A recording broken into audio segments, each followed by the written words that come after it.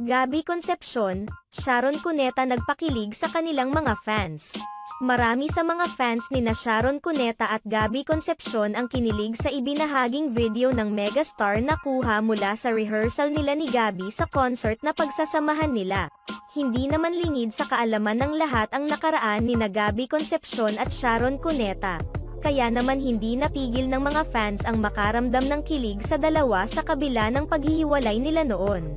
Makikita sa ibinahaging video ni Sharon Cuneta ang rehearsal nila ni Gabby at kung gaano nila pinaghahandaan ang kanilang nalalapit na concert.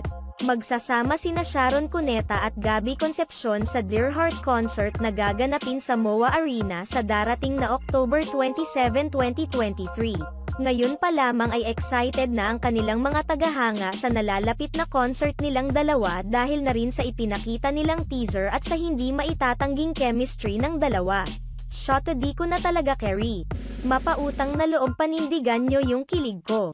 Agaway hirap huminga please wag na kayong mag-aaway ulit okay na kami dyan good vibes lang ba lagi, we love you both.